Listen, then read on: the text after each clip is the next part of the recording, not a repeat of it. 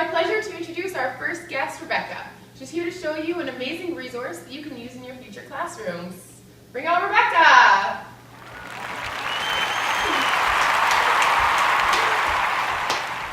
Hi, Rebecca. Hi! Thank you so much for inviting me to the show. It is an honor to be here. The resource that I enjoy is called Padlet. Padlet is a full-screen blank canvas. You can compare it to paint. The website allows students to put pictures and text on a canvas. The best thing about this website is that it is free and very user-friendly and simple to use. Let me show you how to get this website and how to get it to work. I'm going to show you how to get onto Padlet. Now, the first thing you need to do is create a title. So by creating a title, you go back into this little arrow, open up a doc, and click Modify this wall. Right here, you type under Title, you type in the title. Now, I can choose any kind of picture that I would like to go along with it. I'm going to use a notepad just because it's ironic that we're going to be doing technology. Now, my wallpaper for the back, I say I don't want this plain black one, say I want to have origami or bamboo. In order to create a text box, you just double click in a spot and the text box comes up. So then once you have your text box there, that's like the little title, right here you can write some things. I can move it to wherever I want. Now I'm going to click another one and I'm going to put Great Cup. Now when you click on right here where it says upload a file, you get this. Drop the file or click to browse. I'm just going to click to browse. So now that we have the picture here, I'm just going to move this over here so it's a little bit bigger. Now that this is uploaded, I can make it small, or I can make it really, really large, or I can make it very, very small. Now it's obviously very difficult to read like this, but you can adjust the size. Can the parents see what the child creates on Padlet? Absolutely. They can either go to their child's account or go to the URL that is attached at the top of the screen. I have my students send me their links when they're done creating their wall, and I post the links to our blog, which all parents have access to. Thank you so much, Rebecca, for sharing. You did a great job of breaking down the steps. Our next guest is Amanda. She's an equally exciting resource for us. Please help me welcome her here to show us a great tool for students to use for many things. Thanks, Morgan. I'm here to talk about a great tool for the classroom called Capsules, which is an interactive timeline creator. It's easy to use, fun for the creator and viewer, and can be used in so many ways. Students can share their own learning, they can document a historical event, they can display a sequence of something, and they can use it for storytelling, and so much more. Wow, intriguing. How do you get started? All you need to do is go to the website and sign up with an email address. You can even make a class account, which is awesome for early elementary so that the teacher can keep all of their projects in one space. Once you've logged in, you select New Capsule, and all the tools to create the capsule are on the left-hand side. Add your title, and then add your content to the project by importing the files. Sounds pretty easy. Does the timeline work like a slideshow? Well, there are a couple ways to format the timeline.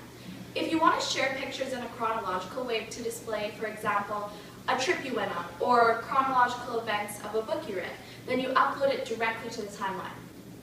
If you want to share a theme in more detail, like modes of transportation, then you upload it to a stack on your timeline. This allows the viewer to click on a specific event or thing, and they can look at many other pictures and videos that are about that specific theme, event, or time period. So you can use more than just photos? Yeah! You can use videos, you can upload Word documents, PowerPoints, PDFs, and so much more. What a great tool. Can you leave us with your favorite thing about the tool?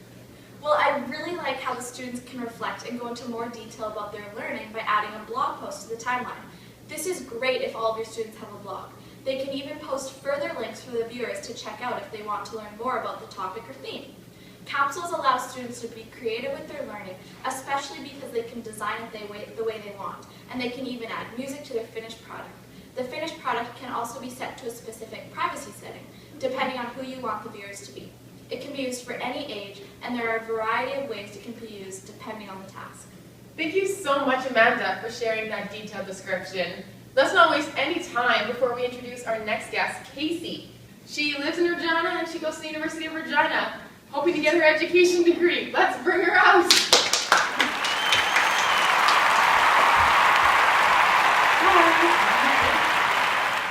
I'm here to discuss the benefits of using iPads in your classroom. This great learning tool can be used for numerous curricular activities. However, I want to specifically focus on digital storytelling.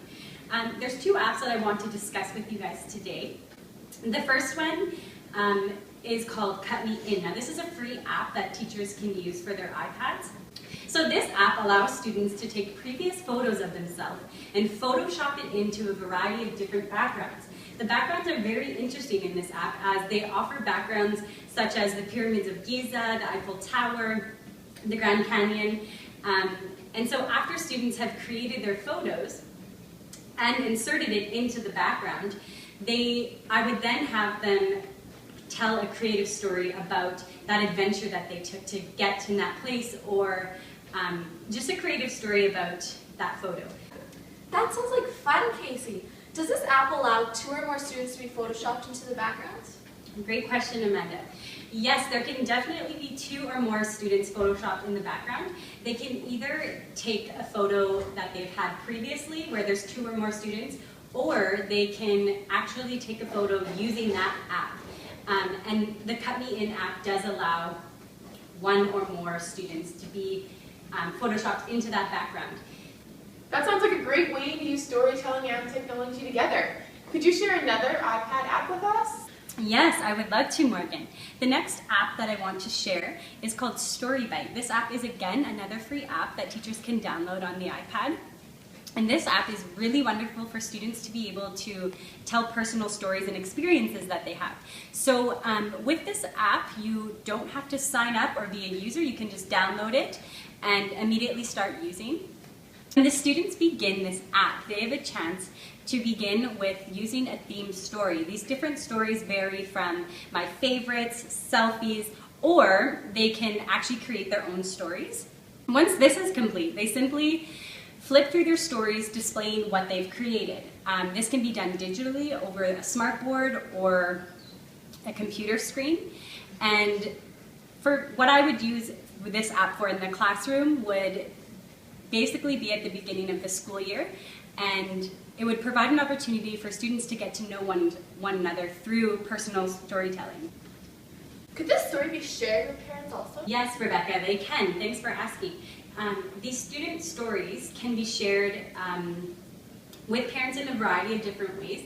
The first way is just simply by embedding the link right onto the classroom blog. This way all parents will have access to that and can view their child's story. As well, student stories can be shared by uploading them onto, if you have a classroom Twitter account, that's what we do, and it's viewed that way. It can also be uploaded onto even, let's say, the school blog, the website for the school blog. So there's many different ways that parents can access this, so yeah. Thank you so much. Can this get any better? I hope all you future educators are watching right now because this stuff is pure gold. Just when I thought things couldn't get better, I'd like to introduce our final guest, Danielle. She's also finishing her education degree with the hopes of finding a job in the near future. Let's bring her out.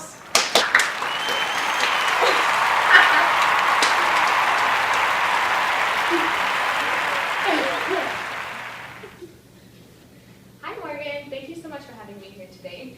I'm so excited to share with you one of the many apps that I enjoy called AudioBoo. This app is fantastic and it lets you do so many things such as recording interviews, making music, reading books, or just simply sharing ideas and opinions about what you've learned. Do you need an iPad or an iPhone to download this app? Well, it definitely works on those, but AudioBoo can also be downloaded on iOS and Android devices, as well as just signing up for it on the web. All you need is an email address to make an account. Super easy. So the site has many of the same options as the app does, but it also adds the ability to upload audio that's already been recorded on previous devices. Interesting. So how do you use AudioBoo in the classroom? Well, there's a 3-minute time limit for the recording, but you can always upgrade for more. So to take an audio recording, you just press the record button. When you're finished, you can listen to what was said, and if you're not happy with it, you can start over. Once the audio recording is complete, You can just add a title to the recording, add a description, a photo, and even where you're located. An example of how I would use this in the classroom would be having the students record themselves during reading. And then, again, they would give it a title, give a brief description of what they struggled with or words they didn't understand. Then they could take a picture of what they just read so that the teacher can see it. And I mean, it's a great assessment tool as well for both teachers and students to be able to reflect on their learning and how far they've come. Can you share AudioBoo with parents? Of course. The teacher can choose to link the recordings to their classroom blog and Twitter account, but parents can also browse through the AudioBoo site to find them themselves, as they are available to anyone to see. With this, it's a great way to see what's going on in other classrooms and get new and exciting ideas to bring into your own classroom. Thank you. I want to thank each of you for sharing your fantastic resources with us. It's safe to say that our future classrooms are in great hands. I can see into the future, and they are filled with technology. Do you want your voice heard? Help us share ideas for our upcoming show. Fill in the survey attached to our website and give us some great ideas. What would you say is the easiest way to create a survey? I think the easiest way to create a survey would be to use Google Forms. Here are some easy to follow steps to make your own survey. First, you need a Google Gmail account. Then you go into Google Drive, select a template and find your document. There's tons of great templates there. An example of a title could be Technology in the Classroom. Then you enter the title of the question you want. So an example would be, are you in education? Then select the type of question. They have choices such as multiple choice, paragraph, or check from the list, check boxes. Lots of great choices. And add as many questions as you like, and then click done. If you want to share this link, you just use the link that's on the bottom, or you can embed to your website by clicking Send Form. It's fantastic and really easy to use. Thank you. Awesome. Thank you again, Rebecca, Amanda, Casey, and last but not least, Danielle. Tune in next week to hear from some teachers who show us tools to use for assessment in the classroom. See you all next week. Bye!